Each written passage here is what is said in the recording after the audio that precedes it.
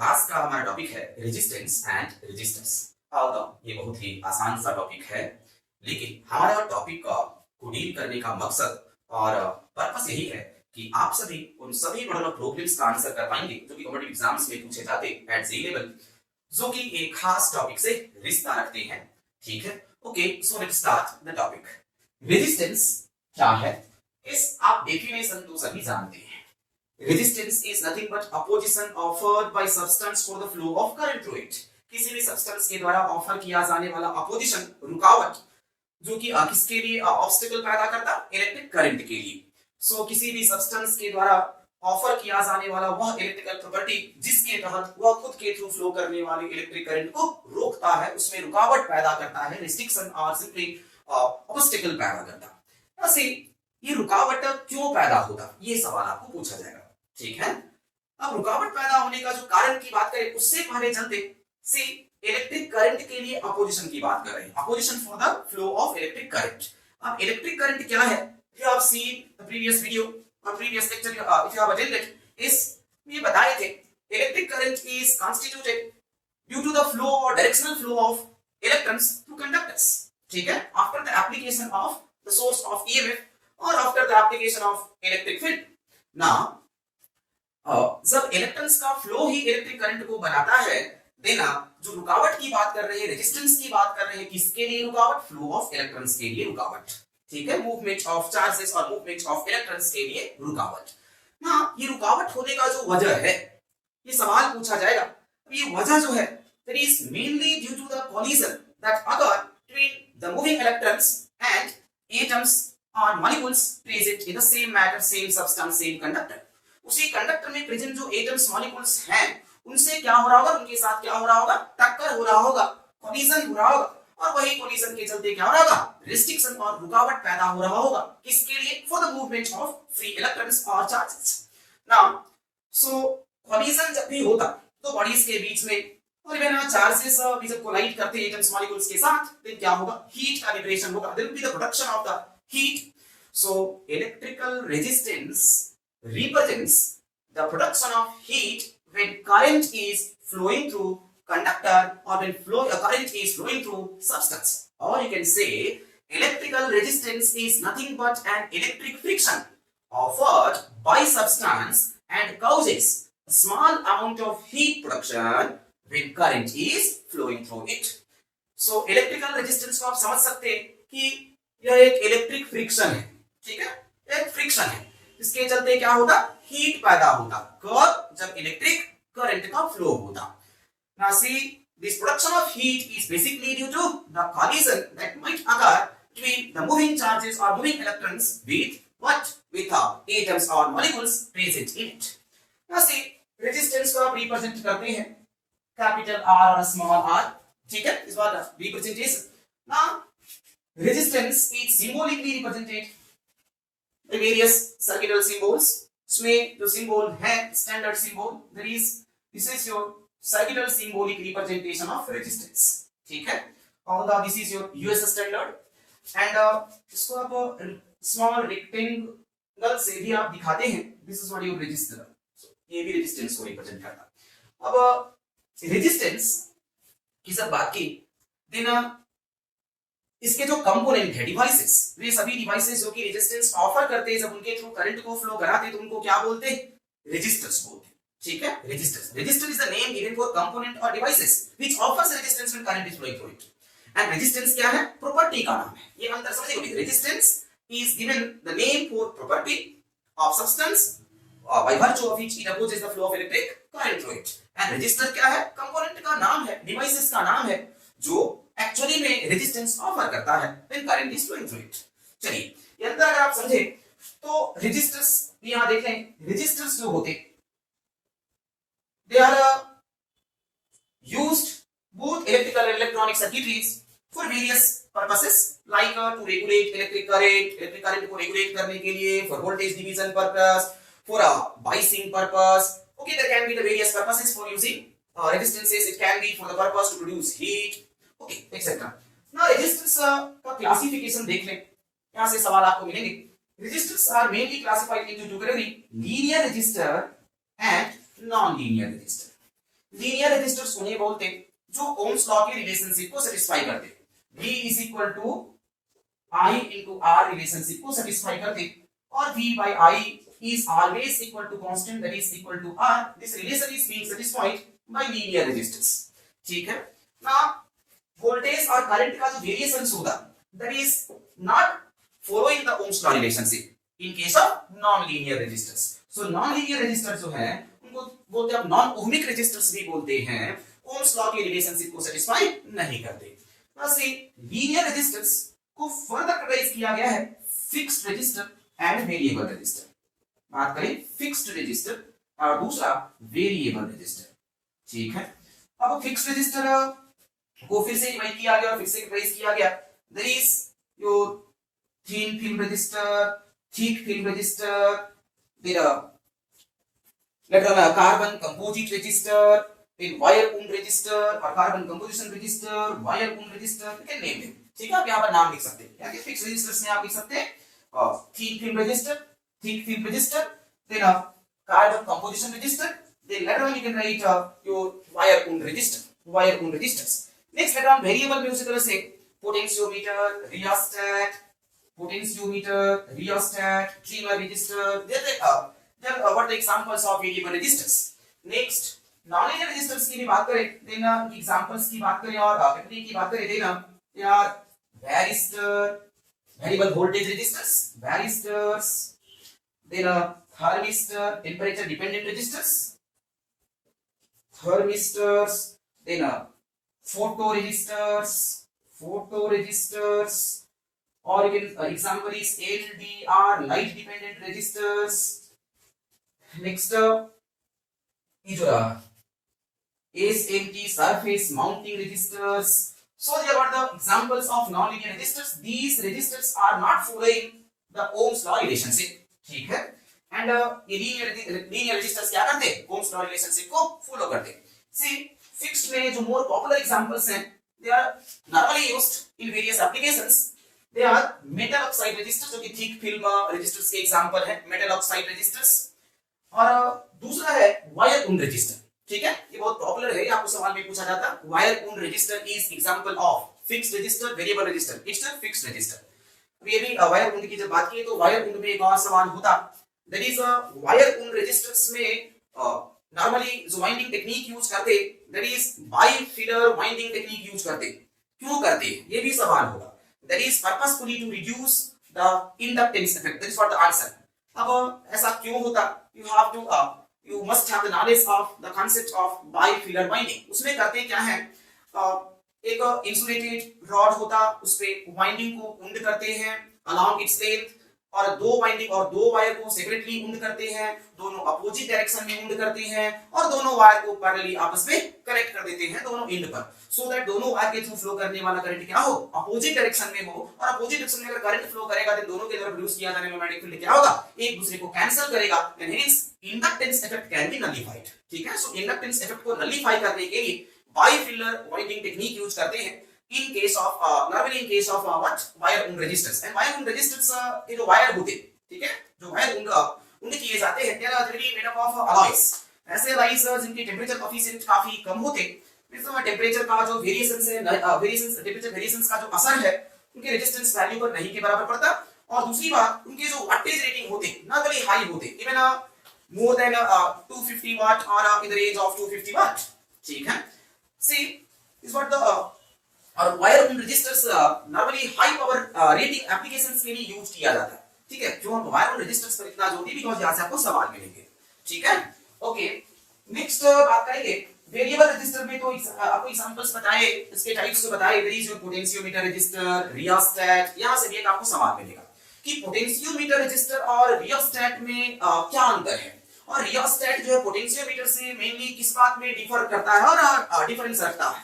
C power rating of rheostat is normally much higher than the power rating of the potentiometer. Now, did we come back to the factors affecting resistance? वे कौन-कौन से factors हैं जिन पर ये resistance जो है वो निर्भर करता और resistance बदल सकता। वे कौन-कौन से खास फैक्टर्स होंगे जिनको बदलने से, जिनमें बदलाव करने से रेजिस्टेंस वैल्यू में क्या होगा, बदलाव होगा।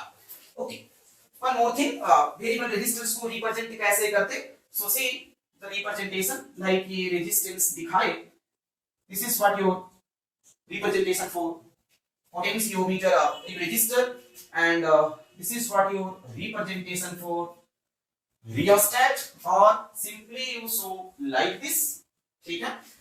they were the representations for variable resistors, और ऐसा भी लिखा सकते हैं, एक box, rectangular box and variable resistors, ठीक है। वायरिस्टर्स का भी एक स्पेशल सिंबॉलिक रिप्रेजेंटेशन होगा like this. Is what the symbolic representation or circular symbolic representation for varistor, voltage dependent resistance, voltage के बदलने से resistance वैल्यू में बदलाव होता है। इसका और भी दूसरा रिप्रेजेंटेशन की बात करें, then like this, ये किसका सिंबॉलिक, सर्कुलर सिंबॉलिक रिप्रेजेंटेशन, वायरिस्टर्स की, ये किसका, ये वेरिएबल रेजिस्टर्स की, ये स्पेशली किसका, रियोस्टैट का, ये स्पेशली किसका, पोटेंशियोमीटर, पोटेंशियोमीटर टाइप रेजिस्टेंस का। उसमें सभी सिंबल्स को भी आप ध्यान रखेंगे। These are what the circular symbolic representations for various resistors or resistances. Now factors affecting resistance की बात करते हैं। So factors affecting resistance, ये कौन कौन से फैक्टर्स हैं जो कि रेजिस्टेंस को क्या करते, इफेक्ट करते। ना पहला फैक्टर है लेंथ ऑफ कंडक्टर, और सिंपली लेंथ। दूसरा फैक्टर है साइज, और यू से क्रॉस सेक्शनल एरिया। तीसरा फैक्टर है nature of material, nature of material. And चौथा फैक्टर है टेम्परेचर, टेम्परेचर, ठीक है। सी अब लेंथ की बात करें, लेंथ ऑफ कंडक्टर, कंडक्टर की लंबाई पर उसका रेजिस्टेंस किस तरह से निर्भर करता है, कंडक्टर की लंबाई पर उसका रेजिस्टेंस किस तरह से निर्भर करता है। तो इसे अगर लंबाई ज्यादा होगा देन रुकावट उतना ही ज्यादा होगा, उतने नंबर ऑफ कोलिजन्स होंगे, उतना ज्यादा नंबर ऑफ कोलिजन्स होगा इसके बीच में मूविंग इलेक्ट्रॉन्स का एटम्स और मॉलिक्यूल्स के साथ, ठीक है। सो उतने ज्यादा नंबर ऑफ रुकावट होंगे जितना क्या होगा, लंबा होगा। More the length, more can be the restrictions, more can be the obstacle for the moving electrons while they are moving to constitute what, electric current। जब वो मूव कर रहे हैं तो इलेक्ट्रिक करंट बनाने के लिए, और इलेक्ट्रिक करंट जब फ्लो हो रहा होगा तो उनके लिए अपोजिशन पैदा होगा उतना ही ज्यादा जितना क्या होगा, लंबाई होगा। So it is directly proportional to, और यू से resistance is directly proportional to length, length जितना ज्यादा उतना ज्यादा रेस्ट्रिक्शन, उतना ज्यादा नंबर ऑफ कोलिजन्स, और उतना ज्यादा रुकावट किसके लिए, इलेक्ट्रिक करंट के लिए। एक साइज की बात करते हैं, देखिए जितना ज्यादा मोटा क्रॉस सेक्शनल एरिया जितना ज्यादा होगा किसका, कंडक्टर का, ये जितना ज्यादा होगा सी उतना ही कम रुकावट होगा, उतना ही कम ऑब्स्टेकल होगा। ठीक वैसे ही जैसे आपके लिए अगर रास्ता, ठीक है, रास्ता चलने का रास्ता जो जिस रोड में आप चलते, रास्ता जितना ज्यादा वाइडर होगा उतना ही फ्रीली आप क्या हो सकते, मूव कर सकते, आगे बढ़ सकते। हाँ, सो ठीक उस तरह इलेक्ट्रॉन्स के लिए जितना ज्यादा वाइडर रास्ता होगा, ठीक है, जितना ज्यादा क्रॉस सेक्शनल एरिया होगा कंडक्टर का, उतना आसानी से वो रुकावट को छोड़ते हुए क्या कर सकते, आगे बढ़ सकते, मूव कर सकते। So more the size of the conductor, lesser will be the restriction, lesser will be the resistance. So resistance क्या होता, inversely proportional to size, और you say cross sectional area। देखिए यहाँ पर क्रॉस सेक्शनल एरिया की बात की, that is your effective cross sectional area of conductor। effective कहने का मतलब this is what your electrical cross sectional area of conductor। अब electrical का मतलब that particular cross sectional area through which actually the current is passing। वह cross sectional area, वह effective size जिसके through actually में करंट का passage हो रहा है, that is what your actual cross sectional और इफेक्टिव क्रॉस सेक्शनल एरिया। सी effective term लाने का मकसद बस यही है यहां पर, बिकॉज़ सी करंट का नेचर पर निर्भर करता है कि कितना एरिया में करंट का कंसंट्रेशन होगा, ठीक है। You know there are two types of current basically are there, one is your direct current और unidirectional current, another one is your bidirectional और यू से अल्टरनेटिंग करंट, ठीक है। सब डायरेक्ट करंट फ्लो होता किसी कंडक्टर के थ्रू, तो उसका जो कंसंट्रेशन होता, करंट का जो कंसंट्रेशन होता through out the cross sectional area uniform होता, और distribution of current is uniform through out the cross sectional area, मतलब पूरा का पूरा क्रॉस सेक्शनल एरिया का कवरेज होता कब, जब डायरेक्ट करंट फ्लो करता, डीसी फ्लो करता किसी कंडक्टर के थ्रू। लेकिन वही अगर कंडक्टर के थ्रू अल्टरनेटिंग करंट फ्लो हो और एसी करंट फ्लो हो, then it is the tendency of alternating current to distribute itself simply to the outer section of conductor or will be limited only to a skein of conductor। क्यों, तो बोलेंगे due to a skein effect। ठीक है, we will learn in skein effect, ठीक है, in depth। so skein effect के चलते होता क्या है, जब अल्टरनेटिंग करंट फ्लो करता then ज्यादातर जो करंट का ज्यादातर पोर्शन का कंसंट्रेशन कहां रह जाता, सरफेस एरिया में रहता और सरफेस रीजन में ही रहता। ठीक है, भीतरी सेक्शन जो होता, inner section of conductor will remain unutilised section, वो यूटिलाइज नहीं हो पाता। इसका मतलब है effective area of cross section in case of AC when it is flowing through conductor, then that will be less than the physical cross sectional area। AC के case में conductor जो क्रॉस सेक्शनल एरिया, कंडक्टर का जो effective cross sectional area होगा वो physical cross sectional area से हमेशा क्या होगा, कम होगा। ठीक है ना बात, और यही कारण है, देखिए यही कारण है एसी रेजिस्टेंस जो होता वो डीसी रेजिस्टेंस से क्या होता, ज्यादा होता। Cross effective cross sectional area AC के केस में क्या होता, कम होता, और डीसी के केस में पूरा का पूरा जो फिजिकल क्रॉस सेक्शनल एरिया होता वही इफेक्टिव क्रॉस सेक्शनल एरिया होता। सो डीसी रेजिस्टेंस जो है वो कम होता बनिस्बत किसके, एसी। इसका मतलब ये है कि कोई कंडक्टर के थ्रू अगर आप 10 एंपियर डीसी करंट फ्लो करा रहे, देन वह जितना रेजिस्टेंस ऑफर करेगा वो 10 एंपियर डीसी करंट के लिए और के अगेंस्ट, कहीं उससे ज्यादा रेजिस्टेंस ऑफर करेगा जब उसी कंडक्टर के थ्रू 10 एंपियर एसी करंट आप फ्लो करेंगे। ठीक है, कारण क्या है, इसका रीजन बोलेंगे, that is due to skin effect. ठीक है, due to skin effect it is the tendency of alternating current to distribute it non uniformly and it is limited only to concentrate on the surface of or in the surface region of conductor and the inner section of the conductor will remain unutilized there। so effective cross sectional area reduces, that is due to skin effect। इसीलिए यहाँ पर A की चर्चा कर रहे हैं। A क्या है, simply size, the physical size समझने के बजाय क्या समझेंगे, effective size of conductor. Effective size किसे बोल रहे हैं, the size of conductor, the cross sectional area of conductor through which actually the current is passing। DC के केस में पूरा का पूरा फिजिकल क्रॉस सेक्शनल एरिया के बराबर होता, कौन, इफेक्टिव क्रॉस सेक्शनल एरिया।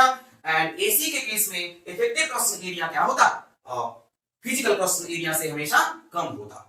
एक रिलेशनशिप अगर बता दें, तेरा AC resistance RAC is nearly equal to 1.5 times RDC। ठीक है, कभी मालूम अगर करना पड़े कि डीसी रेजिस्टेंस इतना दिया हुआ तो एसी रेजिस्टेंस लगभग कितना होगा, तो बोलेंगे लगभग 1.5 गुना होता है। ठीक, okay. Now next factor, nature of material and temperature। चलिए इन दोनों फैक्टर्स की बारे में चर्चा करेंगे। So R proportional to L by A, strictly proportional to length of conductor, inversely proportional to size of conductor। There is लिख सकते R is equal to some proportionality constant, and proportionality constant में यहाँ पर आता, there is a specific resistance, proportionality constant of resistance, there is called a specific resistance or simply resistivity of conductor into L by A। so R is equal to rho L by A। rho क्या है, specific resistance या resistivity. rho क्या है, इसको बोलेंगे specific resistance, specific resistance और resistivity of conductor. Okay, now rho क्या है, rho is a materialistic property. ठीक है, रो क्या है, मटेरियलिस्टिक प्रॉपर्टी है। ये मटेरियल टू मटेरियल ये वैरी कर सकता, लेकिन मटेरियल अगर सेम है देन रो का वैल्यू में कोई फर्क नहीं पड़ेगा। फॉर एग्जांपल ये कॉपर कंडक्टर है, सपोज 2 सेंटीमीटर का कॉपर कंडक्टर है, उसका किसी भी पार्ट का रेजिस्टिविटी की बात करें देन वो उतना ही होगा जितना कि पूरे कॉपर कंडक्टर का है। ठीक है, सो एक छोटा से छोटा टुकड़ा भी लेंगे, इसका कण भी लेंगे, उसके रेजिस्टिविटी की बात करेंगे, उसके स्पेसिफिक रेजिस्टेंस की बात करेंगे, वो उतना ही होगा जितना कि कोई बड़े सेक्शन जितना कि इसके बड़े सेक्शन का होगा। Okay, so it totally depends on what, material. Material अगर सेम है रेजिस्टिविटी में बदलाव नहीं होगा। अगर मटेरियल चेंज करते, कॉपर से एल्युमिनियम आप करते, ऑब्वियसली उसका रेजिस्टिविटी क्या होगा, अलग होगा। रेजिस्टिविटी अलग, एल्युमिनियम की अगर बात करें तो एल्युमिनियम का कंडक्टिविटी जो है वो ज्यादा, वो क्या होता, कम होता कॉपर से, सो रेजिस्टिविटी एल्युमिनियम का क्या होगा, ज्यादा होगा। Okay, so it is a materialistic property. ये लेंथ, साइज, शेप पर निर्भर नहीं करता। It is a materialistic property, please remember. यहां से एक सवाल पूछा जाएगा। ठीक, सवाल क्या पूछा जाएगा आपको, इसी कॉन्सेप्ट के बेसिस पर ये देगा कोई कंडक्टर है जिसका लंबाई L है और क्रॉस सेक्शनल एरिया A है, ठीक है। अब उस कंडक्टर के लंबाई को 2L कर दी और क्रॉस सेक्शनल एरिया को 4A कर दी। मतलब उसी मटेरियल के कंडक्टर को रिप्लेस किए से दुगना लंबाई का कंडक्टर और एरिया कितना 4A, 4 गुना क्रॉस एरिया। तब पूछा जाएगा नया रेजिस्टेंस और पुराना रेजिस्टेंस में रेशियो, सॉरी नया रेजिस्टिविटी और पुराना रेजिस्टिविटी का रेशियो क्या होगा। What is the ratio of the new resistivity और रेशियो ऑफ स्पेसिफिक रेजिस्टेंसेस और specific resistances of new one two old one, ठीक है। सो क्या होगा, लेंथ और साइज बदलने से रेजिस्टिविटी में कोई बदलाव नहीं होगा। आंसर क्या होगा, 1:1 होगा। Please remember this concept. So rho क्या है, एक मटेरियलिस्टिक प्रॉपर्टी है, ये मटेरियल पर निर्भर करता, ये लेंथ साइज शेप पर निर्भर नहीं करता। Although it also depends on temperature also, similar as in case of resistance. Okay, you will see that. Now बात करते और दूसरे फैक्टर्स की। This what your temperature. उससे पहले रेजिस्टिविटी को डिफाइन कर लेते और स्पेसिफिक रेजिस्टेंस को डिफाइन कर लेते। देखिए, specific resistance can be equal to resistance कब, इफ L बराबर 1 metre and A is equal to 1 metre square, ठीक है। रेजिस्टिविटी जो है वो रेजिस्टेंस वैल्यू के बराबर हो सकता जब लंबाई कितना कर देंगे, 1 मीटर यूनिट लेंथ और cross sectional area, cross sectional area की बात करें then that is your unity. So unity cross sectional area और यूनिटी लेंथ का अगर कंडक्टर होगा देन रेजिस्टिविटी जो होगा उस कंडक्टर का, उस मटेरियल का, वो किसके बराबर होगा, रेजिस्टेंस वैल्यू के बराबर होगा। So as you can define the resistivity or specific resistance. Specific resistance of a material can be defined as resistance of a conductor having length of 1 meter and or with cross sectional area of 1 meter square. That is what can be the definition, or can be one of the definition of resistivity or specific resistance. Okay. अब इसके unit की अगर बात करें, resistivity के unit की, so see please unit of resistivity. Resistance का unit होता ओम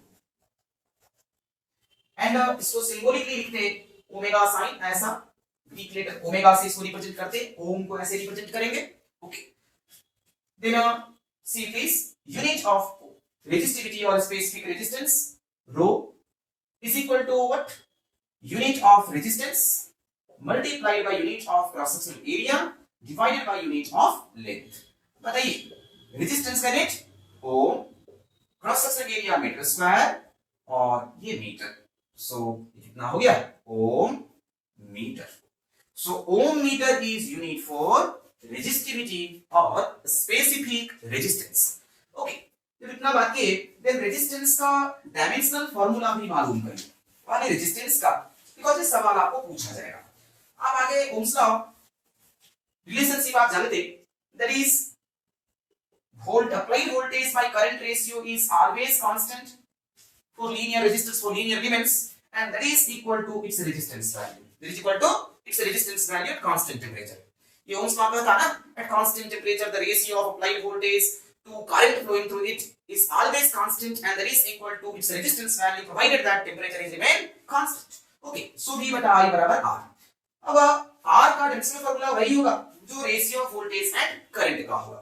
चलिए बात करते हैं, वोल्टेज का density formula V, work done का डायमेंशनल फार्मूला बटा चार्ज का डायमेंशनल फार्मूला, और आई क्या है, आई की जो standard parameter, that is your 7 standard जो पैरामीटर्स आप जानते हैं, 7 स्टैंडर्ड फिजिकल पैरामीटर्स जानते हैं, उसमें करंट भी आता है, और 7 फंडामेंटल जो पैरामीटर्स आप जानते हैं उसमें क्या आता है, करंट भी आता है। सो करंट फंडामेंटल पैरामीटर है, दिस नॉट अ पैरामीटर। सो आई का उसको किससे लिखते हैं, ए से रिप्रेजेंट करते हैं। This what the unit of और simply you say dimensional formula of resistance. और वर्क डन का डायमेंशनल फार्मूला की बात करें देन वर्क डन क्या होता है, force into displacement. So you see dimensional formula of resistance is equal to dimensional formula work done, dimensional formula of charge, और नीचे क्या, dimensional formula of current. Work done m l square t minus 2, किसका dimensional formula, work done का, किससे, force into displacement mlt minus 2 that is for force, so displacement से multiply किए ml square t minus 2, इसके लिए work done के लिए, charge के लिए। सो चार्ज हो गया a into t, current is time charge, then नीचे में क्या I के लिए क्या लिखेंगे a। So this will be what your dimensional formula, इसी को आप ऑर्गेनाइज्ड वे में लिखेंगे that is m l square t minus 3 a minus 2. This is what the dimensional formula for resistance. ठीक है, ये भी आपको सवाल पूछा जाएगा। तो अभी तक आप देखें रेजिस्टेंस किन किन फैक्टर्स पर निर्भर करता है। देखिए रेजिस्टेंस जो है R is equal to rho L by A. So resistance directly proportional to length, inversely proportional to size of conductor, or you say effective cross-section area of conductor through which actually the current is passing, and rho that is representing here the nature of material. कैसा material का बना हुआ है conductor, उस पर resistance value निर्भर करता है। ऐसे यहाँ से कुछ सवाल बनते हैं जो कि एग्जाम्स में नॉर्मली पूछे जाते, लाइक कुछ मॉडल्स की यहाँ चर्चा करते। पहला मॉडल जो होता लंबाई या क्रॉस सेक्शन एरिया को मॉडिफाई किया गया, देन रेजिस्टेंस वैल्यू पर क्या फर्क पड़ता। ठीक, कंडक्टर के मटेरियल में बिना कोई बदलाव किए, वॉल्यूम में बिना कोई बदलाव किए, लंबाई या साइज में मॉडिफिकेशन किया गया, देन उसके रेजिस्टेंस पर क्या फर्क पड़ेगा। Like if length of conductor increased by n times, कितना कर दिया गया, n टाइम्स से इंक्रीज कर दिया गया, then resistance और न्यू रेजिस्टेंस will become, नया रेजिस्टेंस क्या हो जाएगा, कितना टाइम्स हो जाएगा। से पहले कंडक्टर की लंबाई n है और इसको स्ट्रेच करके ऑब्वियसली n टाइम्स कर दिया गया होगा, सुटेबल फोर्स लगाया गया एंड एक फ्रिक्शन में इसको क्या किया गया, स्ट्रेच किया गया, सो दैट इसकी लंबाई बढ़कर के हो गया n टाइम्स n। ठीक है, फिर सवाल पूछा जा रहा है आफ्टर मॉडिफिकेशन, मॉडिफिकेशन के बाद रेजिस्टेंस वैल्यू में क्या फर्क पड़ेगा। अब बताइए अगर कोई कंडक्टर को स्ट्रेच करके या कॉन्ट्रैक्ट करके उसमें कोई मॉडिफिकेशन किया गया, उसका वॉल्यूम क्या रहेगा, constant volume same. So this is what the same volume case, और वॉल्यूम आप जानते, volume is equal to base area multiplied by length. से कोई रेगुलर शेप का आपको वॉल्यूम निकालना, फिर इधर का ही वॉल्यूम निकालना, सपोज डिवाइडेड और क्यूबिक शेप का आपका रूम है, फिर आप बेस का एरिया निकालते और हाइट से गुना करते। सिलेंडर का एरिया वॉल्यूम निकालना क्या करते, बेस ऑफ सिलेंडर आप निकालते मल्टीप्लाइड बाय हाइट करते। सो सी कंडक्टर का वॉल्यूम निकालना क्या करेंगे, कंडक्टर का cross sectional area multiplied by length of conductor. Okay, so volume is equal to cross sectional area multiplied by length. तो बताइए वॉल्यूम यहाँ पर सेम है, एल को आप n टाइम्स कर रहे हैं, then to maintain constant volume area क्या होगा, अपने आप मॉडिफाई होकर के 1 by n टाइम्स हो जाएगा, so that area into length can remain constant, that is representing the volume of the conductor. So say area अपने आप कितना हो जाएगा, 1 by n टाइम्स हो जाएगा। अब एरिया अपने आप 1 by n times, you know resistance proportional to L by A। Rho को आप कंसीडर नहीं कर रहे, रो बिकॉज़ कांस्टेंट होगा, मटेरियल में कोई बदलाव नहीं कर रहे हैं, साइज शेप से रो का वैल्यू में कोई बदलाव नहीं होता है। नाउ n को कर रहे हैं n times, just I am calculating the multiplication factor, और एरिया हो गया कितना, 1 by n टाइम्स। सो ये जो फैक्टर होगा, रिजल्टिंग फैक्टर कितना टाइम्स होगा, 1 by n ऊपर जाएगा, that will be n square. So resistance जो है वो किस फैक्टर से गुना हो जाएगा, n स्क्वायर फैक्टर से गुना हो जाएगा। ठीक है, so new resistance will be n square times old resistance। ये देखिए ना, कहने का मतलब अगर वॉल्यूम सेम रखते हुए कंडक्टर की लंबाई को 2 गुना कर दें, रेजिस्टेंस वैल्यू 4 गुना हो जाएगा, 3 गुना कर दें और 9 गुना हो जाएगा, देगा 4 गुना कर दें 16 गुना हो जाएगा। लाइकवाइज 1 by 2 टाइम्स कर दें 1 by 4 टाइम्स हो जाएगा, 1 by 3 टाइम्स लंबाई को करें देगा 1 by 9 टाइम्स हो जाएगा, 9 टाइम्स लेंथ को करें देन 81 टाइम्स हो जाएगा। Likewise you please remember this concept and please don't use pen and paper to answer such problems। simply volume को सेम रखते हुए अगर लेंथ या क्रॉस सेक्शनल एरिया के साथ कोई मॉडिफिकेशन किया जाए, then you can answer with this concept the what would be the new resistance। Like बात करें क्रॉस सेक्शनल एरिया को डबल कर दिया जाए, क्रॉस सेक्शनल एरिया को डबल कर दिया जाए, लेंथ क्या होगा बताइए please, cross sectional area double, length कितना हो जाएगा 1 by 2 times to maintain same volume. और 1 by 2 लेंथ हुआ, अभी भी देखिए लंबाई को n टाइम्स करते then resistance value n square times हो जाता। सो यहां पर क्या होगा 2 टाइम्स हो गया लेंथ और रेजिस्टेंस वैल्यू कितना हो जाएगा 4 times. So cross sectional area को अगर आप आधा करेंगे 1 by 2 टाइम्स करेंगे देन लेंथ जो है वो 2 टाइम्स हो जाएगा और रेजिस्टेंस वैल्यू कितना हो जाएगा 4 टाइम्स हो जाएगा। उसी तरह से अगर क्रॉस सेक्शन एरिया को 2 टाइम्स करते, मोटा करते, ठीक है, ऑब्वियसली ये जो आप साइज मोटा होगा ये कॉन्ट्रैक्शन का केस होगा। सो अगर साइज को कॉन्ट्रैक्ट करके क्या करते, मोटा करते और उसकी साइज को बढ़ाते, लाइक डबल कर देते, ठीक, तो लंबाई जो है अपने आप कितना होगा 1/2 टाइम्स होगा और लंबाई 1/2 टाइम्स मींस रेजिस्टेंस वैल्यू 1/2 का square times that is 1/4 times. Okay, I hope you will follow this concept. Next है, इसी में आपको सवाल पूछा जाएगा, दूसरा मॉडल का सवाल इसी में। अब सिंपली साइज बोलने के बजाय बोलेगा if the dia of conductor is increased by 2 times, conductor का डाया और रेडियस को इंक्रीज किया गया कितना 2 times.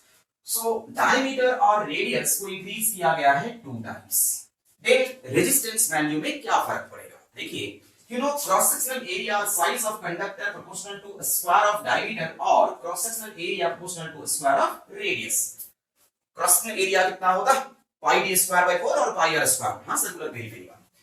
So area proportional to square of diameter, area proportional to square of radius. अगर डायमीटर को डबल किया गया तो एरिया कितना हो गया होगा 4 गुना हो गया होगा। लेंथ आप मालूम करिए, लेंथ कितना टाइम हो गया होगा 1/4 टाइम हुआ होगा। अब लेंथ 1/4 टाइम में रेजिस्टेंस 1/4 का square time means 1/16 time. So diameter double which implies area become 4 time which implies length become 1/4 time, क्यों, to maintain same volume। now 1/4 time हो गया length, so resistance become 1/16 times 1/4 का square times, so resistance reduces to 1/16 times the old resistance। चलिए ये answer आप कर लेंगे, इस मॉडल के सवाल का आंसर कर लेंगे।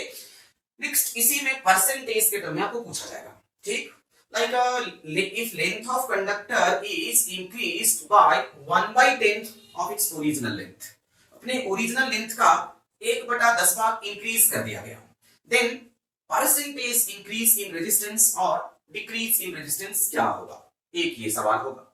नेक्स्ट 1/10 टाइम्स इंक्रीज करने के बजाय ये बोलेगा if the length of conductor is increased by 10%, then what would be the new resistance or what would be the change or percentage change in the resistance value of the conductor। okay, so इसी में आते बोल रहे क्या, तीसरा वाला का सवाल इसी में बोल रहे if length of conductor is stretched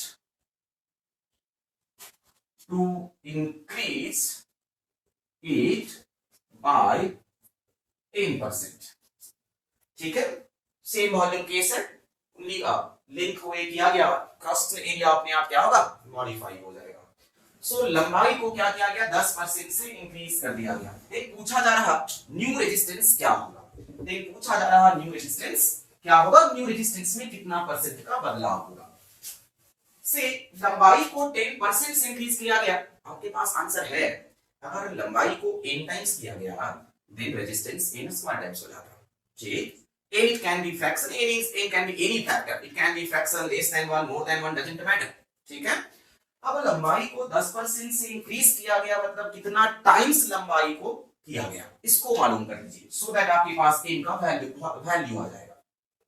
C length और new length l dash answering L dash is equal to L plus 10%, 10% means 10/100 into L।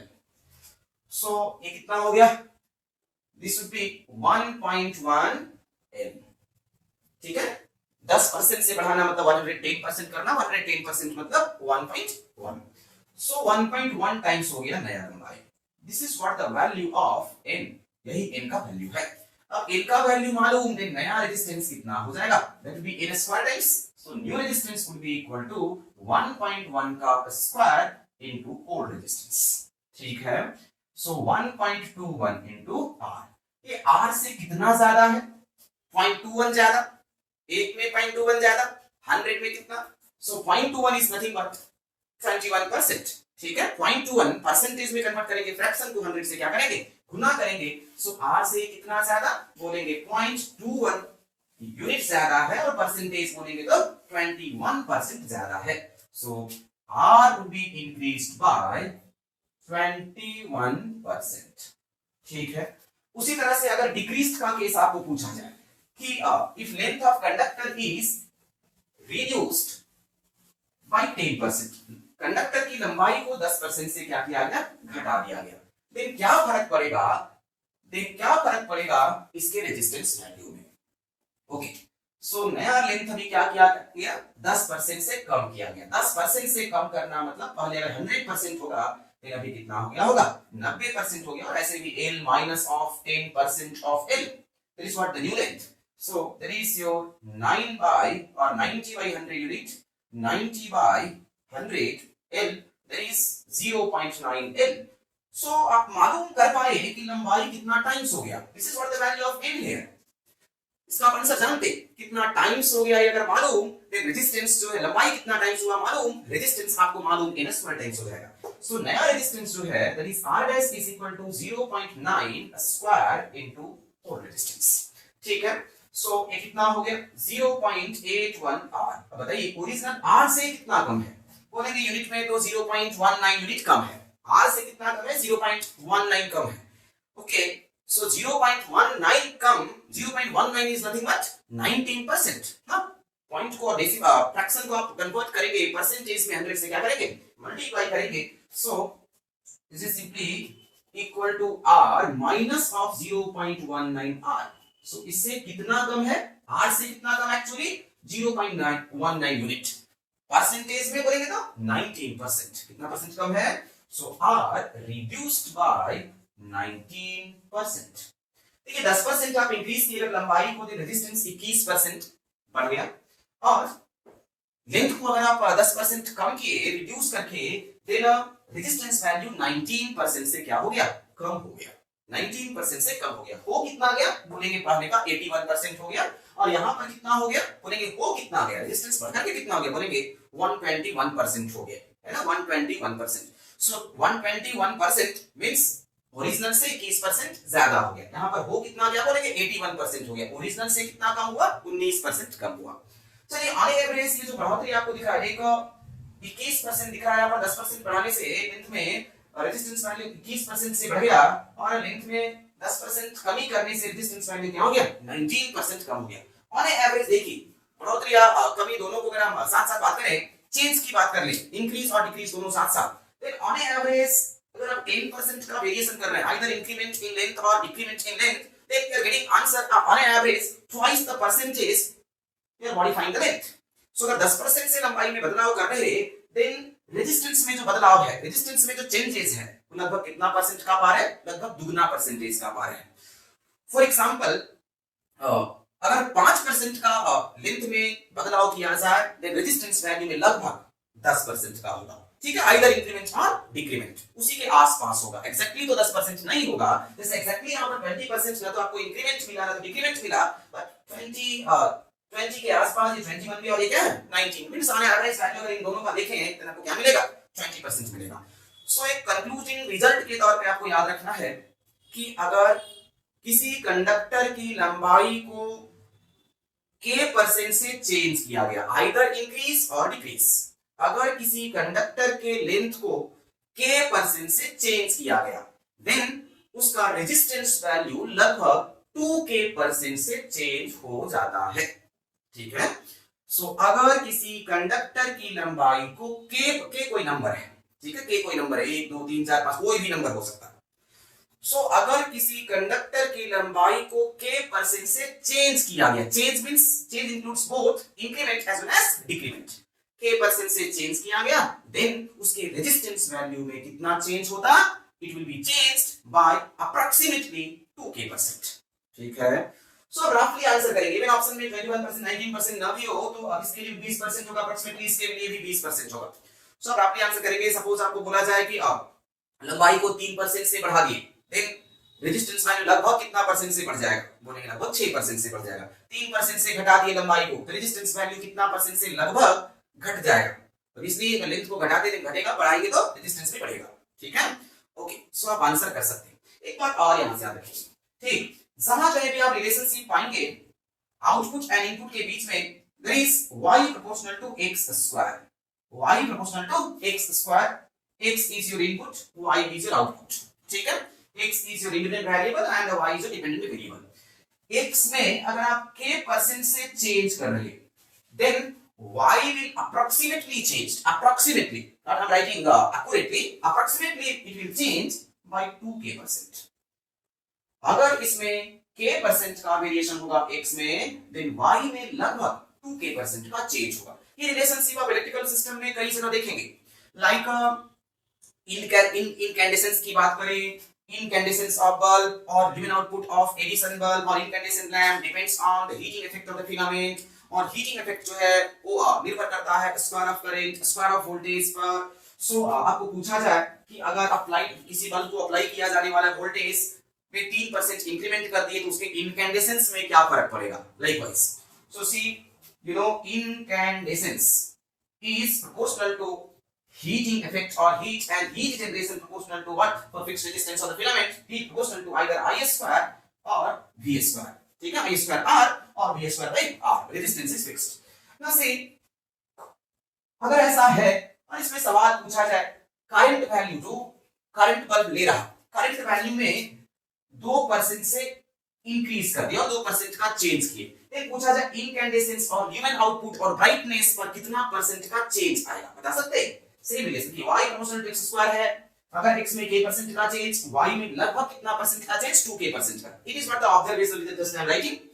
ठीक है, सो I में 2% से अगर चेंज कर रहे, देन इनकैंडेसेंस और ब्राइटनेस जो है ल्यूमेन आउटपुट में जो चेंजेस आएगा लगभग it will change approximately by how much percentage, approximately by 4%. Likewise और भी आप देखेंगे लाइक मशीन पीस में आपको मिलेगा torque proportional to square of voltage.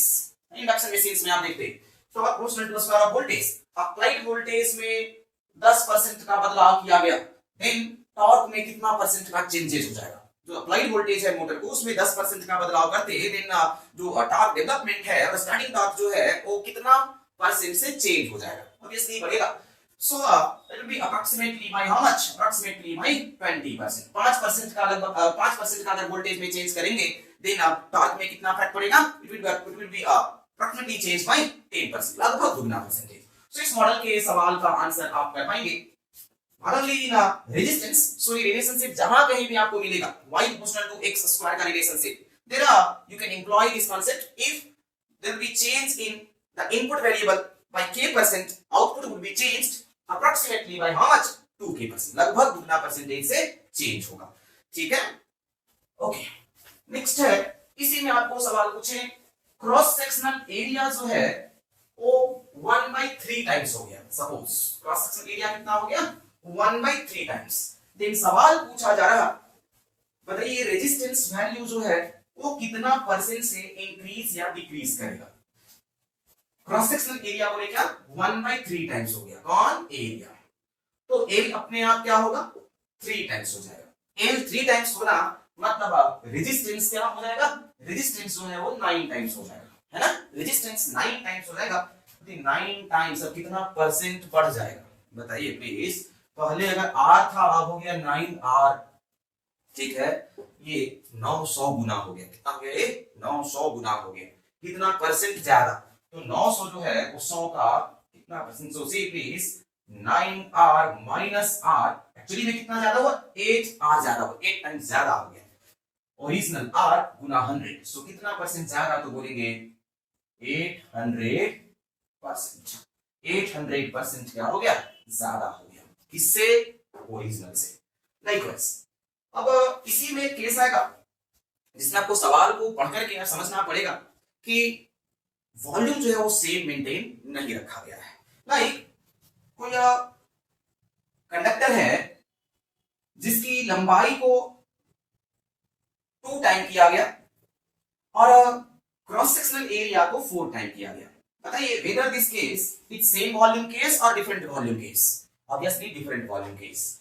लंबाई को 2 टाइम किया गया, साइमल्टेनियसली एरिया को भी बोल रहा है 4 टाइम किया गया.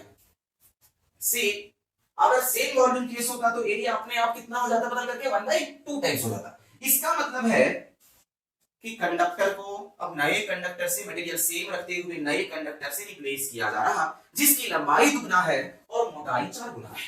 ठीक है, क्रॉस सेक्शनल एरिया और साइज जो है वो क्या है, 4 गुना है। This is not the same volume case. So सवाल को पढ़ करके आप समझेंगे, आप ये पता लगाने की कोशिश करेंगे पहले अटेम्प्ट में कि whether this problem belonging to same volume case or not. If not, then you have to consider both L and A simultaneously.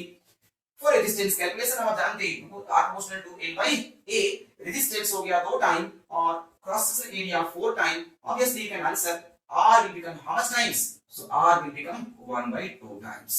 This is how you can answer. ठीक है, अगर ये डिफरेंट वॉल्यूम केस होगा तो आप straightly answer करेंगे। अगर same volume case होगा तो आप पता लगाएंगे कि लेंथ एक्चुअली कितना टाइम्स हुआ, उसके स्क्वायर टाइम्स क्या हो जाएगा, उसके स्क्वायर टाइम्स रेजिस्टेंस वैल्यू हो जाएगा। और परसेंटेज का सवाल होगा, then also now you can answer. अगर लंबाई जो है वो k परसेंट से बदलेगा, then resistance of conductor will be approximately changed by 2k%। ठीक है यहां तक। ओके, नेक्स्ट हम लोग देखेंगे effect of temperature on resistance. So effect of temperature on resistance. So resistance में क्या फर्क पड़ेगा जब टेम्परेचर पैरामीटर को क्या किया जाएगा, बदलाव किया जाएगा। So with temperature variations, what would be effect on the resistance value? That we'll see. देखिए मान लेते, let's say शुरुआती टेम्परेचर जो है वो 0 डिग्री सेल्सियस है और फाइनल टेम्परेचर जो है that is T degree Celsius. ठीक है, 0 डिग्री सेल्सियस पर रेजिस्टेंस है R0 और T डिग्री सेल्सियस पर रेजिस्टेंस है RT। ये मान लीजिए अगर ये हीट करेंगे देन रिएक्शन कुछ इस तरह का होगा, 0 डिग्री सेल्सियस से T डिग्री सेल्सियस। कूल करेंगे तो मान लेते हैं शुरुआती टेम्परेचर T डिग्री सेल्सियस और final temperature for cooling is 0 degree Celsius. So ये रहा आपका कूलिंग का केस और ये रहा आपका हीटिंग का केस। By default will take the case of heating only.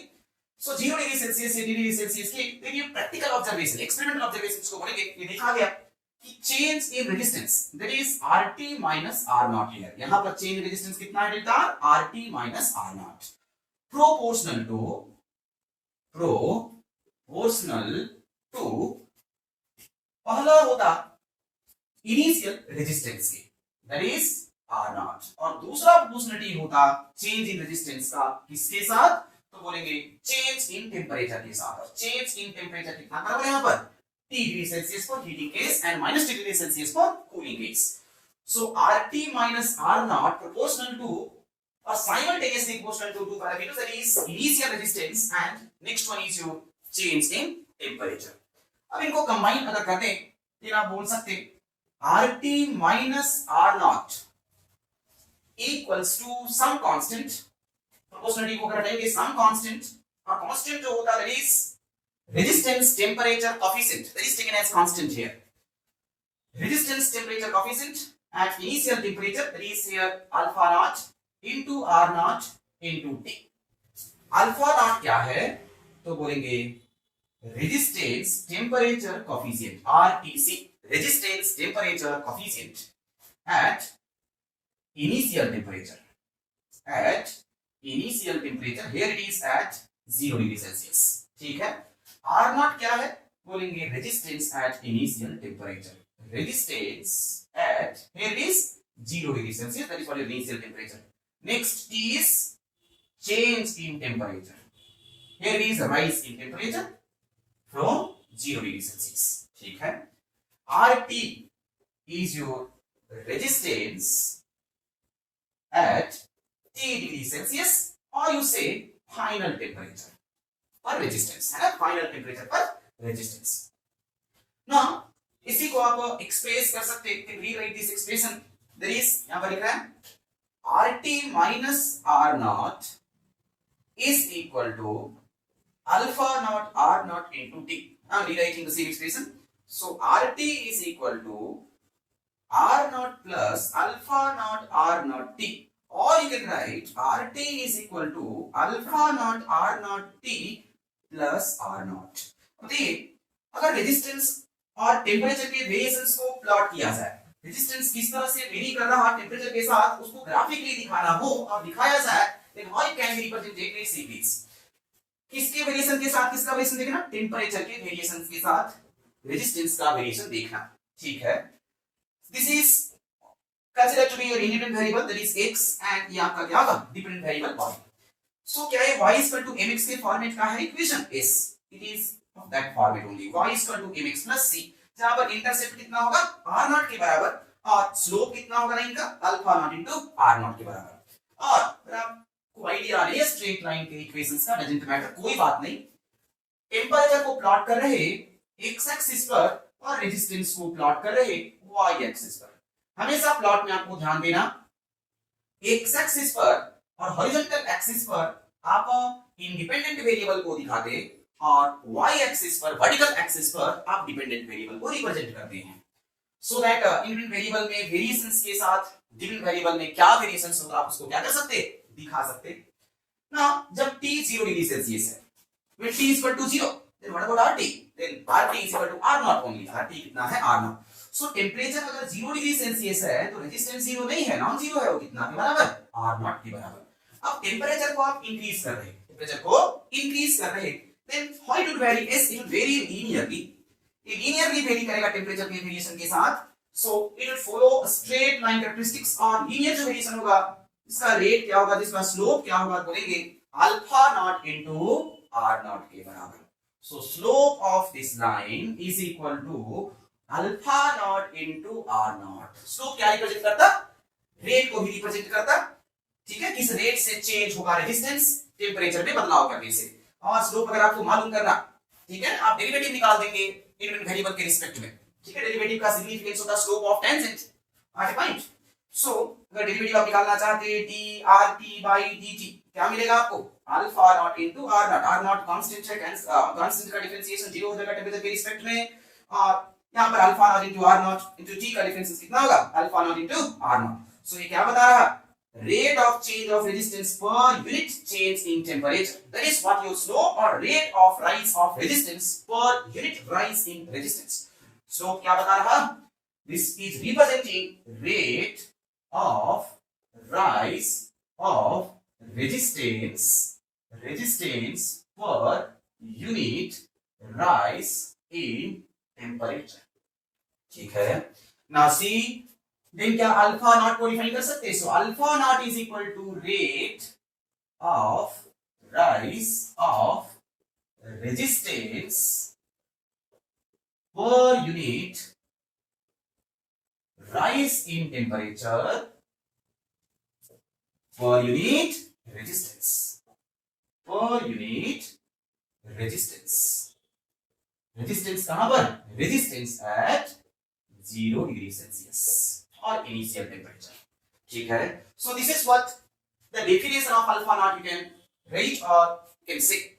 sir alpha t अगर बोला जाए, alpha t is equal to क्या होगा, देन रेट ऑफ राइज तो सेम होना, कंडक्टर वही, तो टेम्परेचर के वेरिएशन के साथ किस तरह से बदलना है रेजिस्टेंस को, ये किस पर निर्भर करना है, उसके मटेरियल पर निर्भर करना, मटेरियल वही है, then rate of rise with temperature क्या होना, सेम होना, मतलब स्लोप जो है क्या होना है, सेम होना है। सो अल्फा टी को डिफाइन करना ओनली क्या फर्क पड़ेगा, per unit resistance at 0 degree Celsius क्या हो जाएगा, per unit resistance at t degree Celsius. So it will be equal to rate of rise of resistance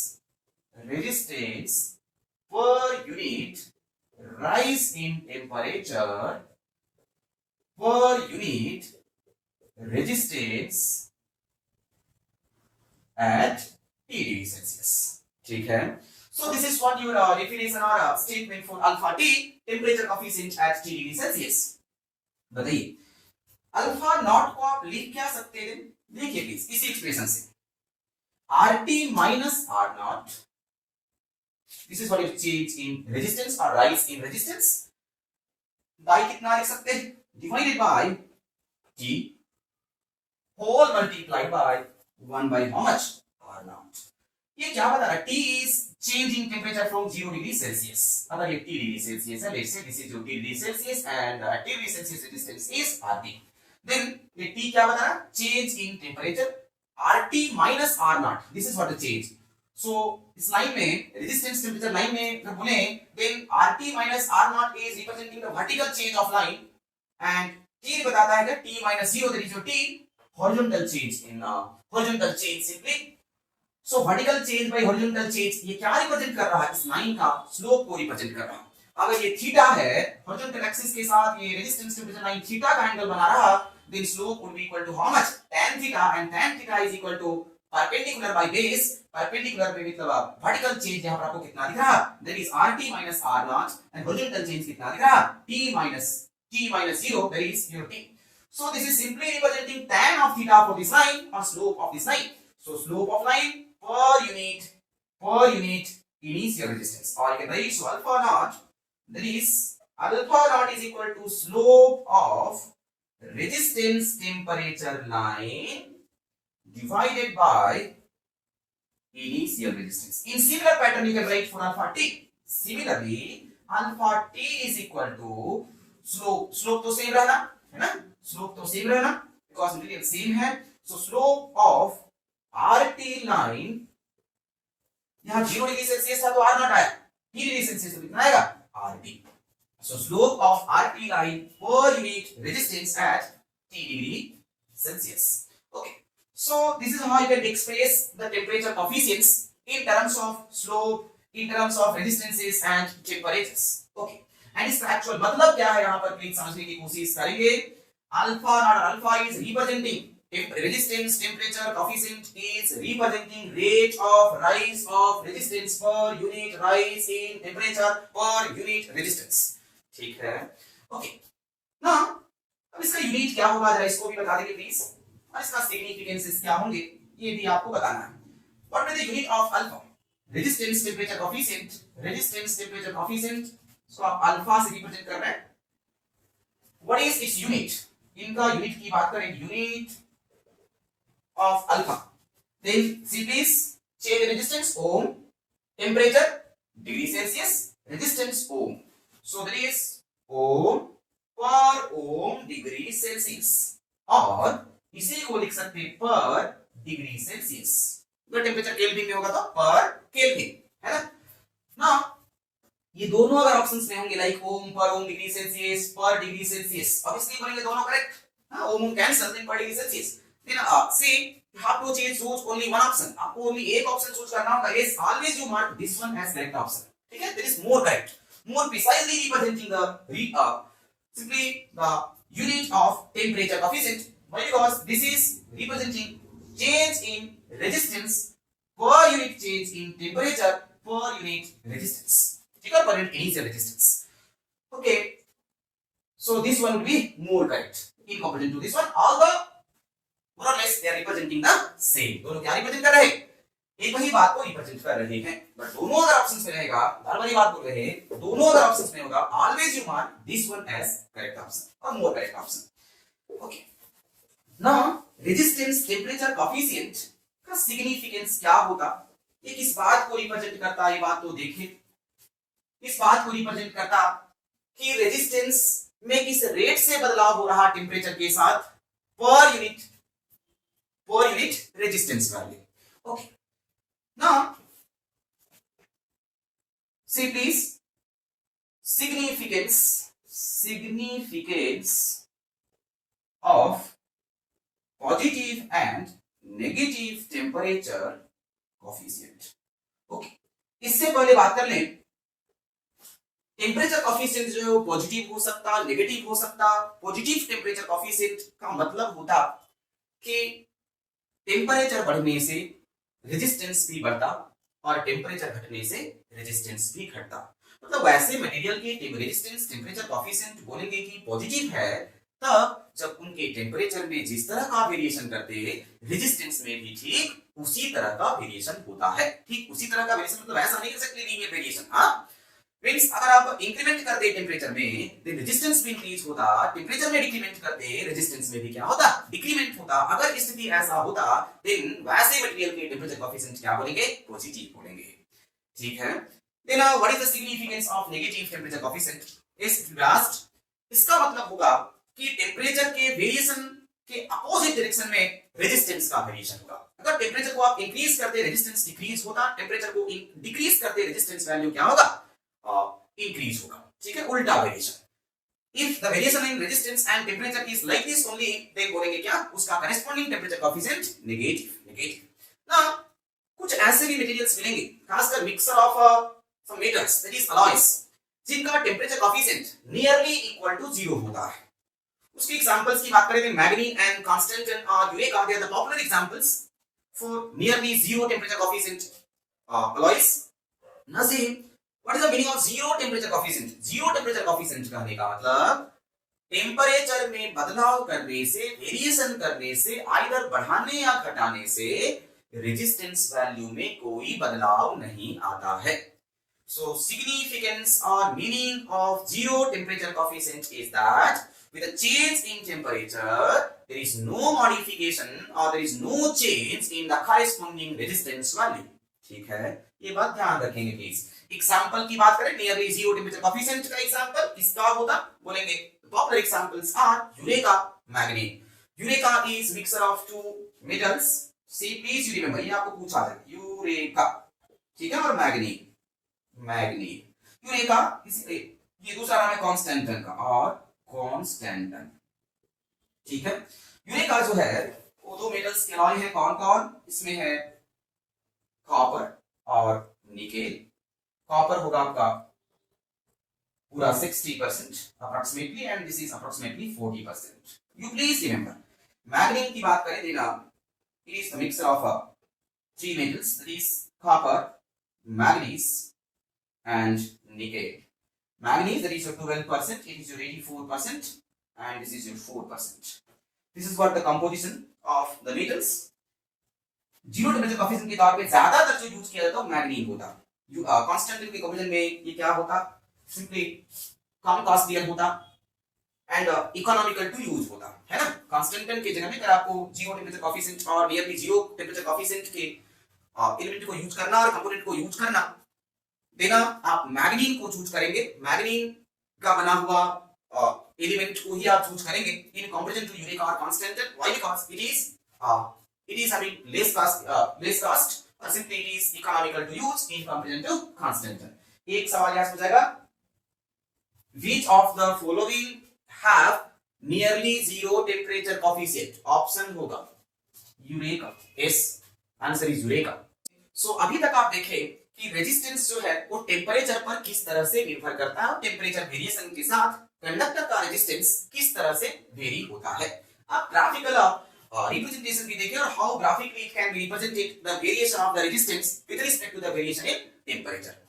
और इसमें आप देखें what is the meaning of resistance temperature coefficient. Resistance temperature coefficient किस बात को इंगित करता, किस बात को रिप्रेजेंट करता. अब हम लोग का एनालिसिस इस विषय पर होगा कि टेम्परेचर कोएफिशिएंट जो है वो टेम्परेचर पर किस तरह से निर्भर करता. पहले तो ये बता दें, किसी भी मटेरियल का रेजिस्टेंस टेम्परेचर कोएफिशिएंट किसी खास टेम्परेचर पर ही फिक्स होता है, एंड अगर टेम्परेचर में बदलाव करेंगे देन रेजिस्टेंस टेम्परेचर कोएफिशिएंट में भी क्या होता, बदलाव होता. यह बदलाव किस तरह से होगा, how this variation take place, will see the relationship between temperature coefficient and temperature. Okay, before that, इससे पहले ये बात करेंगे what is the significance of temperature coefficient, or precisely say what is the meaning of positive temperature coefficient, negative temperature coefficient, zero temperature coefficient. इसका क्या मतलब और इनका क्या मतलब है. देखिए, बोलते हैं किसी मटेरियल का टेम्परेचर कोएफिशिएंट पॉजिटिव है, इसका ये मतलब कि उस मटेरियल के टेम्परेचर को रेज करने से उसके रेजिस्टेंस वैल्यू में इंक्रीमेंट होता, और टेम्परेचर में कमी करने से उसका करेस्पॉन्डिंग रेजिस्टेंस वैल्यू में भी क्या आता, कमी होता. If it is so, अगर ऐसा होता then क्या बोलेंगे, उसका रेजिस्टेंस टेम्परेचर कोएफिशिएंट पॉजिटिव. उसी तरह से किसी मटेरियल का टेम्परेचर कोएफिशिएंट को नेगेटिव बोलेंगे तब जब उसके टेम्परेचर में बदलाव करने से और टेम्परेचर में इंक्रीमेंट करने से रेजिस्टेंस वैल्यू में डिक्रीमेंट होता, एंड टेम्परेचर में डिक्रीमेंट करने से करेस्पॉन्डिंग रेजिस्टेंस वैल्यू क्या होता, इंक्रीज होता. मींस टेम्परेचर रेजिस्टेंस का उल्टा डायरेक्शन में वेरिएशंस होना. ठीक है, that is what the representation of the negative temperature coefficient, and temperature और resistance का variation same direction में होना. Increment, then increment, temperature में increment, resistance में increment, temperature में decrement, resistance में decrement, then it will represent the positive temperature coefficient. Zero temperature coefficient का मतलब जो होता, there is no change in resistance value with change in temperature. Temperature में बदलाव करने से resistance value में कोई बदलाव नहीं होना. इस बात को इंगित करता कि उस मटेरियल का temperature coefficient कितना है, जीरो है. ऐसे ये प्रैक्टिकल ऑब्जर्वेशंस है कि मेटल्स के जो टेम्परेचर कोएफिशिएंट होते देयर इज पॉजिटिव ओनली. मतलब कंडक्टर्स ही तो मेटल्स होते और मेटल्स कंडक्टर्स होते, नॉर्मली इलेक्ट्रिकल कंडक्टर्स होते. कंडक्टर्स के टेम्परेचर कोएफिशिएंट की बात करेंगे क्या होगा, पॉजिटिव बोलेंगे.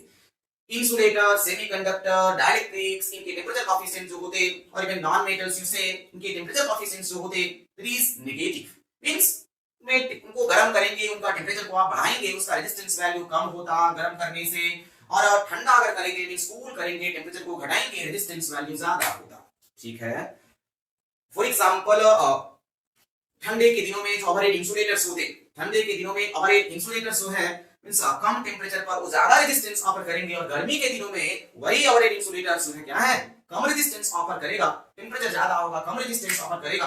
मींस गर्मी के दिनों में लीकेज करंट का जो चांसेस होता है इंसुलेटर से क्या होता, वो ज्यादा होता, और ठंडा के दिनों में करंट लीकेज होने का चांसेस होता है इंसुलेटर से तो क्या होता, कम होता। और इवन इंसुलेटर्स के ब्रेकडाउन होने का जो चांसेस होता है इसके चलते वो क्या होता, कम होता। कब, ठंडा के दिनों में, गर्मी के दिनों में क्या होता, ज्यादा होता।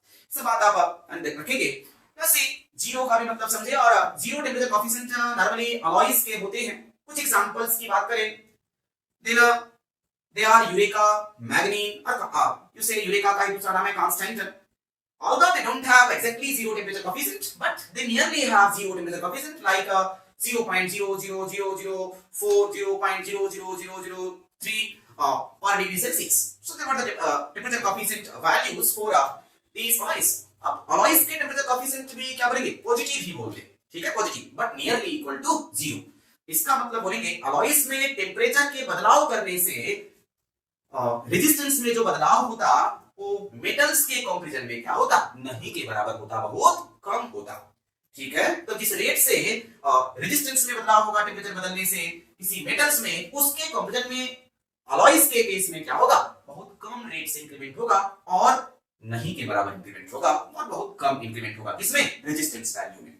ओके, ये क्या बात आई, यूरेका की बात आई। एक सवाल होगा यहां से, बहुत ही पॉपुलर सवाल होगा, Which of the following have nearly zero temperature coefficient? ठीक है, is you answer it as Eureka. Eureka is obviously the commercial name of Eura. Constantan, a constantan क्या है? There is mixture of two metals. There is a copper and nickel. Copper और nickel का mixer है। copper composition की बात करें तो copper का उसमें होता परसेंटेज 60%, nickel का होता 40%। दूसरा मैग्नीन भी nearly zero temperature coefficient का ही एग्जांपल है, एंड उसमें तीन मेटल्स के कंपोजिशंस और तीन मेटल्स के मिक्सर होते, there is copper, manganese, and तीसरा जो है दैट इज निकेल। कॉपर का अप्रोक्सीमेटली होता उसमें कंपोजिशन देयर इज 84%, मैंगनीज का होता 12%, एंड द निकेल का approximately 4%। You please remember.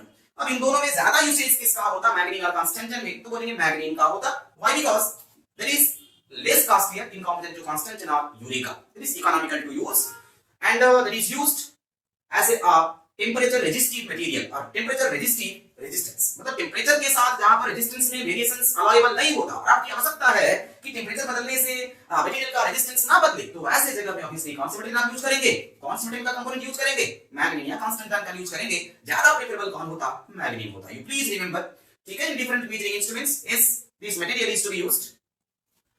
Okay, next हम लोग देखेंगे टेम्परेचर कोफिशिएंट टेम्परेचर पर किस तरह से निर्भर करता। So effect of temperature on resistance temperature coefficient, RTC. ठीक है, रेजिस्टेंस टेम्परेचर कोफिशिएंट पर टेम्परेचर का क्या प्रभाव होता है, लेट्स सी है। सी एक छोटा सा डेरिवेशन करेंगे just to have the clarity of the concepts, more clear the idea you will get. हम लोग ये थे हीटिंग का केस और कूलिंग का case, from 0 degree Celsius to 2 degree Celsius, that is for heating, at 2 degree Celsius to 0 degree Celsius for cooling.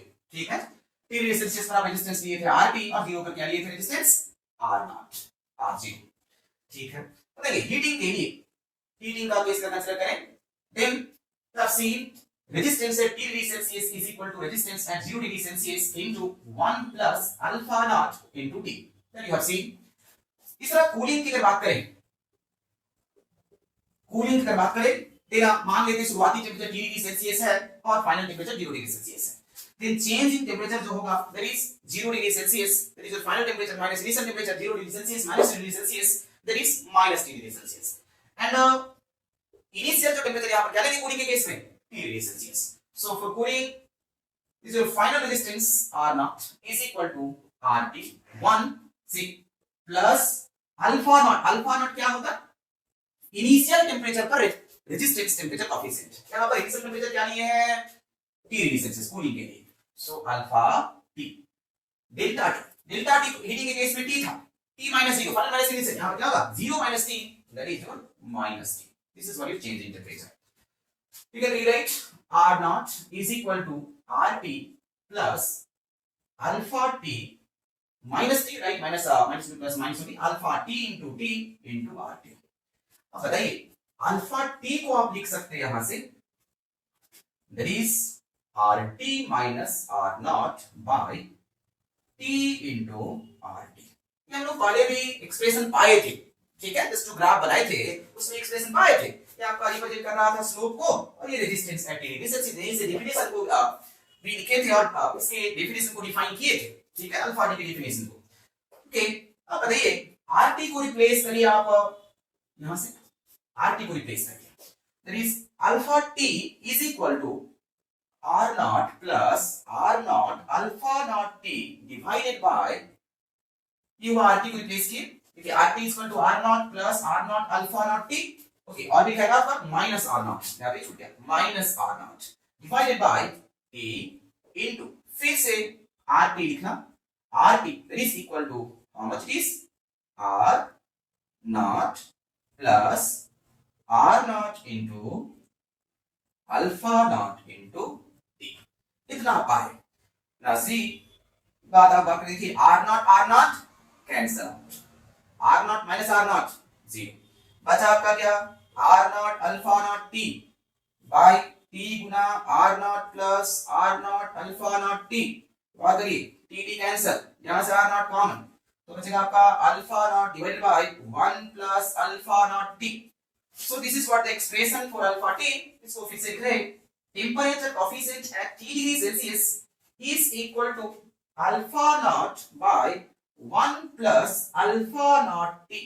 This is what the relationship between temperature coefficient at any temperature t and the corresponding temperature.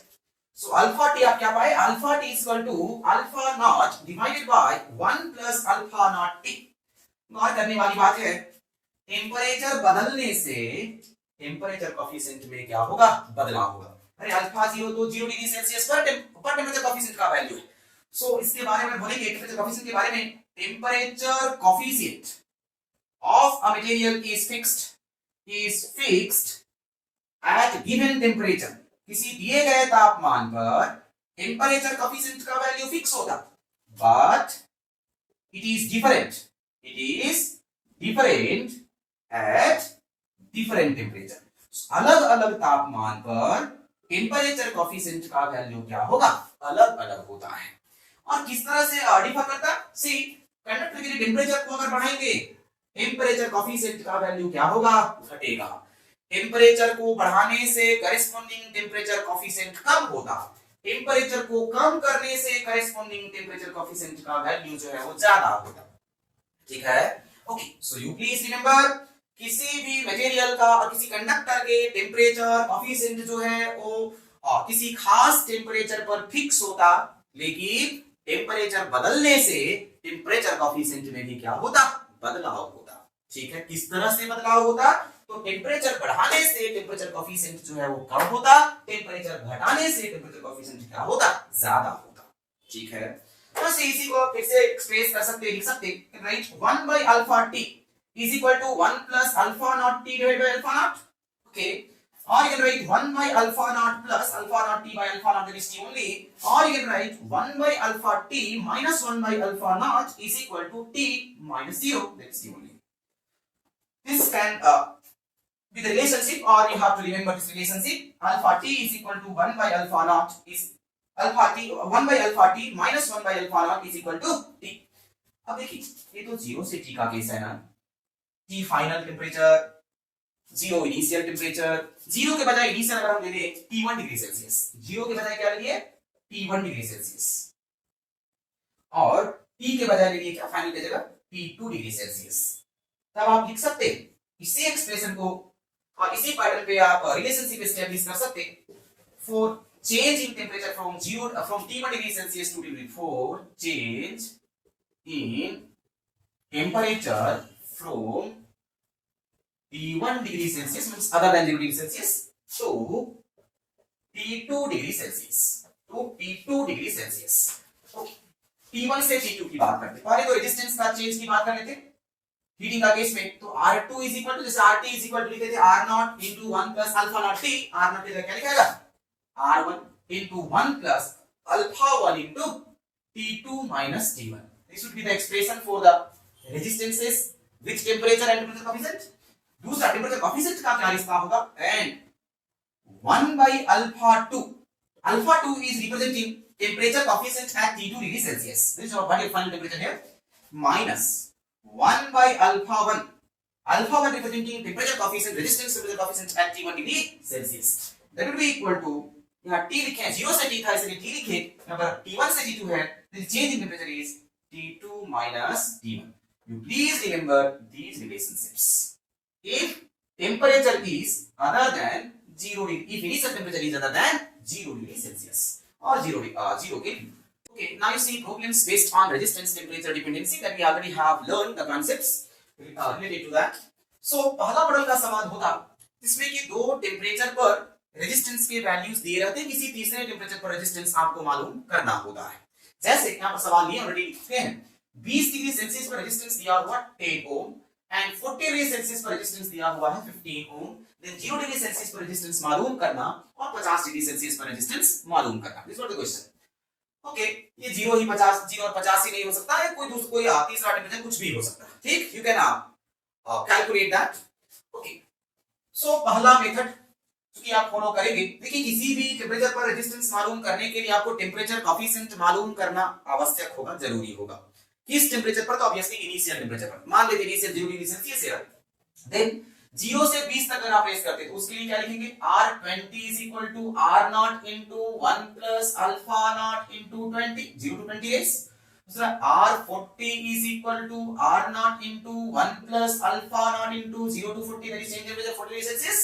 Okay, so we can write R20 by R40 ratio ले लिए is equal to 1 plus alpha naught 20 by 1 plus alpha naught 40।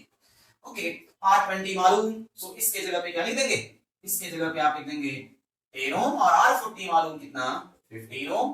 तो just solve it, so आप पाएंगे 1 plus alpha naught into 14 to 10, that is 400 is equal to 15 plus alpha naught into 20 into 15, that is your 300 alpha naught।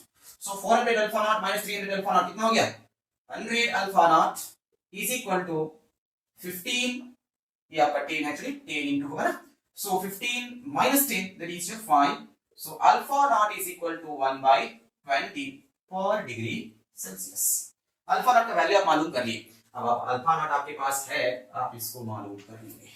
You just substitute, एक आप कर देंगे, R0 would be equal to R20 divided by 1 plus alpha naught into 20। सबका values आपको मालूम, R20 कितना मालूम, वो जरूरी R20 रखें, आप रख सकते हैं, किसको इसको रख सकते हैं, यहाँ से सेम आंसर आप पाएंगे, you will get the same answer। किसी भी इक्वेशन में आप पुट कर दीजिए, R0 का वैल्यू मालूम चल जाएगा।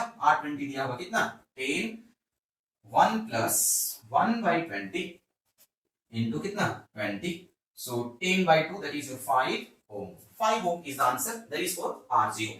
next R50 निकालना, R50 is equal to क्या बोलेंगे, R0 into 1 plus alpha naught 50, लिख सकते हैं।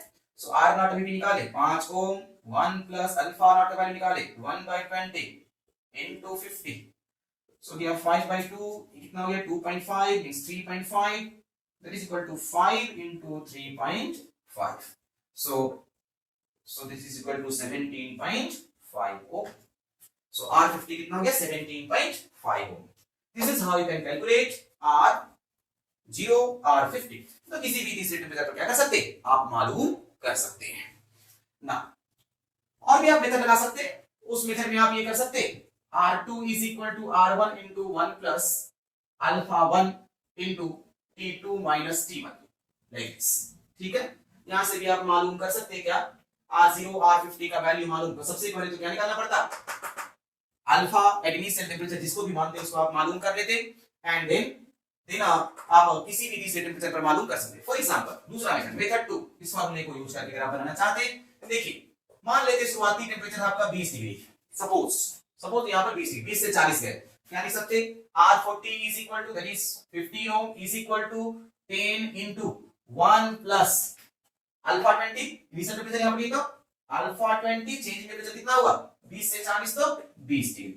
तो अल्फा 20 की बात करें 15 में 10 गया तो 5 is equal to alpha 20 into 200, so alpha 20 is equal to 1/40 पर डिग्री सेल्सियस। ठीक है, अल्फा 20 आप निकालिए। अब अल्फा 20 आपको मालूम, R50 निकाल सकते, R0 भी निकाल सकते। ठीक, अब 20 डिग्री सेल्सियस से शुरू करेंगे, R0 आएंगे। ठीक है, 20 डिग्री सेल्सियस से शुरू करेंगे, R0 पर आएंगे। सो कैसा केस होगा, कूलिंग का केस होगा। R0 निकालना, R0 is equal to R20 into 1 minus alpha 20 into 20 degree Celsius, 20 से 0 डिग्री आ रहा है। ओके, ये कूलिंग का केस हुआ। आपको ये समझना पड़ेगा, आपको कूलिंग लगाना या हीटिंग लगाना इस आपको समझना पड़ेगा। यहाँ पर जैसे यहाँ पर 20 से 0 जा रहे हैं तो कूलिंग का केस है। ना R20 आपको मालूम कितना निकाले, R20 निकाले नहीं दिया ऑलरेडी 10 1 माइनस अल्फा 20 निकाले 1/40 to 20, so 10 minus 10 into 1/40 into 20, so ये 2 10 में 5 कितना हो गया 5 पहले भी आया था answer 5। So you follow any method, yes, you will get same answer. Next R50 निकालना, इसी फंडा को यूज करके R50 बताइए 20 डिग्री पर आप अल्फा नॉट निकाले ना, तो शुरुआत वहीं से करेंगे। R2 is equal to R1 1 plus alpha 1 t2 minus t1, heating का केस। R50 तक जाना 20 से 50, so हीटिंग का case. So R20 into 1 plus alpha 20 into 20 से 50 चेंज टेंपरेचर कितना हो गया 30 डिग्री। So R20 दिया हुआ आपका 10 ohm 1 plus 1/40 into 30, you will get the same answer, that is 17.5 ohm. You can check out. ठीक है, so you follow any method, yes, you will get the same answer. Okay, so next सवाल देखिए, the temperature coefficient of resistance of a wire is given as 0.00125 per degree Celsius at 300 Kelvin. Its resistance is 1 ohm. then पूछ रहा है the resistance of the wire at 2 ohm at, मतलब 2 ohm resistance इस temperature पर होगा, यही सवाल है। टेम्परेचर कोएफिशिएंट दिया गया है आपको 0.00125 और 300 केल्विन पर। अरे 300 केल्विन मतलब उसको डिग्री सेल्सियस में अगर आप कन्वर्ट करेंगे, आप जानते you know degree Celsius that is 300 Kelvin that is equal to 273 plus कितना होगा 27 क्या रिप्रेजेंट कर रहा डिग्री सेल्सियस, है ना। So Kelvin temperature is equal to 273 plus degree Celsius, ये होता आप जानते temperature conversion from Kelvin to degree Celsius or degree Celsius to Kelvin। हाँ, आप ये भी जानते resistance R2, there is resistance R at T2 degree Celsius equal to R1 into 1 plus alpha 1 into delta T। Remember alpha यहाँ पर दिया हुआ per degree Celsius, तो टेम्परेचर भी किसमें रखना डिग्री सेल्सियस में। यहाँ 300 डिग्री सेल्सियस दिया हुआ इनिशियल, सो 300 केल्विन दिया हुआ इनिशियल, डिग्री सेल्सियस में कितना होगा 27, सो अल्फा 1 गुना T2 minus 27, ये 300 केल्विन को डिग्री सेल्सियस में लिखे 27। ना ये दिया गया है 2, ये दिया गया 1, देना 1 प्लस अल्फा 1 का वैल्यू दिया हुआ। ठीक है, जो कुछ भी दिया है यहाँ पर इनिशियल टेम्परेचर लिखा नहीं, but by default you take it as initial temperature coefficient. So alpha 1 into T2 minus T1।